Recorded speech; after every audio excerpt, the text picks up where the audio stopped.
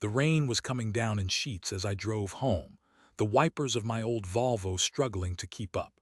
Manchester, as always, was a symphony of gray, and tonight it mirrored the storm brewing inside me. I'm Alistair, 46, an IT consultant, and for the past 20 years I thought I had it all. A comfortable life, a beautiful home in Didsbury, and a wife, Bront, whom I adored. Or at least whom I asterisk thought I adored and who I thought adored me. It started subtly, almost imperceptibly. Bront, usually so open and communicative, began to withdraw. Late nights at the office, she'd say, working on a critical project. Business trips to London became more frequent.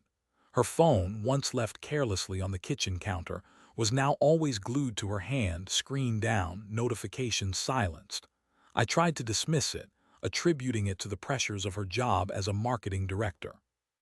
But a nagging unease settled in my stomach, a cold knot that refused to dissolve. One evening I decided to surprise her by picking her up from work. When I arrived at her office building, the receptionist informed me that Bront had left hours ago. She said she had a client dinner, the receptionist offered helpfully. I thanked her, a hollow feeling spreading through my chest. I called Bront, but she didn't answer. I left a message, trying to keep my voice light, casual. Just wanted to see if you needed a ride home, I said. Call me when you get a chance. Hours passed. Bront finally called, her voice breathy, apologetic. Oh, Alistair, I'm so sorry, my phone died. The dinner ran late and I ended up staying at a colleague's flat in Kensington. Couldn't risk driving back so late. Her explanation sounded plausible, but something felt off. I couldn't shake the feeling that she wasn't telling me the truth. I tried to let it go, to trust her, but the seed of doubt had been planted and it was beginning to take root. A few weeks later, I was working from home when Bront received a delivery. A large bouquet of roses, crimson and extravagant. Who are those from? I asked, trying to sound nonchalant. Bront blushed, a telltale sign. Oh, just a thank you from a client, she said, too quickly. They were really pleased with the campaign we launched. The roses were beautiful, but they felt like a slap in the face. I knew with a certainty that chilled me to the bone that they weren't from a client, they were from someone else. Someone she was seeing behind my back. I couldn't confront her without proof. I needed to know for sure. I felt like a character in a bad detective novel, but I was desperate. I started subtly snooping, checking her phone bill, scrutinizing her credit card statements. I hated myself for it, but I couldn't stop. The need to know the truth was overwhelming. Then one Saturday morning, Bront told me she was going to a yoga retreat in the Peak District for the weekend. It's a silent retreat, she explained. No phones, no internet, just peace and quiet. It sounded perfect, too perfect. A silent retreat, that was her alibi, that was her opportunity to spend the weekend with him. I waited until she left, a heavy weight in my stomach. Then I did something I never thought I was capable of. I logged into her email account. I knew her password, a combination of our anniversary date and our cat's name. It felt like a violation, a betrayal of everything we had built together. But I had to know. Her inbox was full of work emails, promotional newsletters, the usual clutter. But then I saw it. A folder labeled Projects. My heart pounded in my chest as I clicked on it. Inside were dozens of emails, exchanged between Bront and a man named Julian.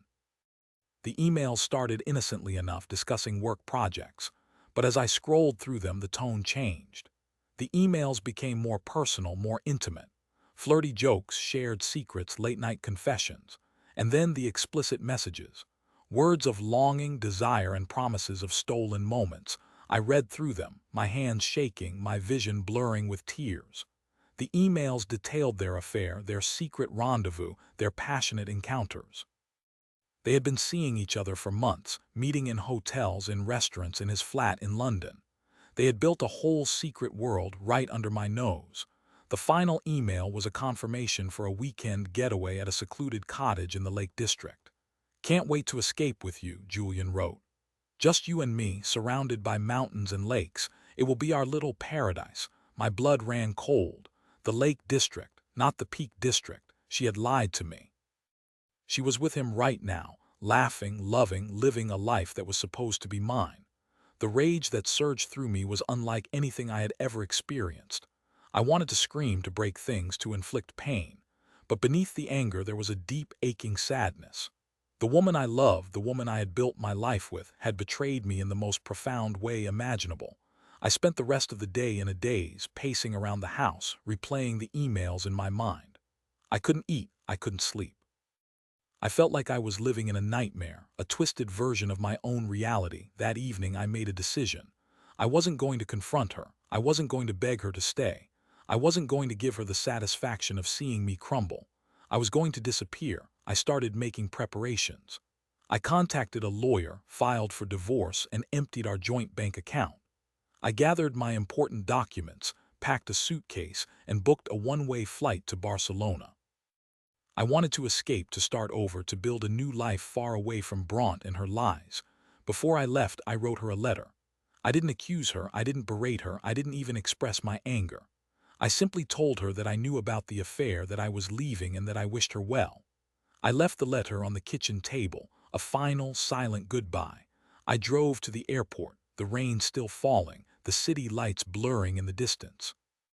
As the plane took off, I looked down at Manchester, a sprawling mass of lights and shadows. I felt a pang of sadness, a sense of loss for the life I was leaving behind. But I also felt a sense of liberation, a feeling of freedom that I hadn't experienced in years. Barcelona was a revelation. The sun, the sea, the vibrant culture, it was all a balm to my wounded soul. I found a small apartment in the Gothic Quarter, started taking Spanish lessons, and began exploring the city. I spent my days wandering through the narrow streets, visiting museums and sitting in cafes, watching the world go by. I started painting again, something I hadn't done since I was a teenager. It was a way to express my emotions, to channel my pain into something beautiful. I met new people, made new friends, and slowly began to rebuild my life. It wasn't easy. There were days when the pain of Bront's betrayal would hit me like a wave, threatening to pull me under. But I kept swimming, kept moving forward, kept reminding myself that I deserved to be happy. Months turned into years. I became fluent in Spanish, opened a small art gallery, and even started dating again. I was a different person, stronger, more resilient, more aware of my own worth. One day, I received an email from Bront. It was the first time I had heard from her since I left. She said she was sorry, that she had made a mistake, that she missed me. She said that Julian had left her, that her life had fallen apart, that she was alone and miserable. I read the email, my heart unmoved. I felt no anger, no sadness, no resentment, just a faint sense of pity. I had moved on, I had healed, I had built a new life. Bront was a chapter in my past, a painful memory that no longer had the power to hurt me. I didn't reply to her email. I didn't need to. My silence was my answer. My life was my revenge. Years later, I was back in Manchester for a business trip. I decided to visit our old house in Didsbury.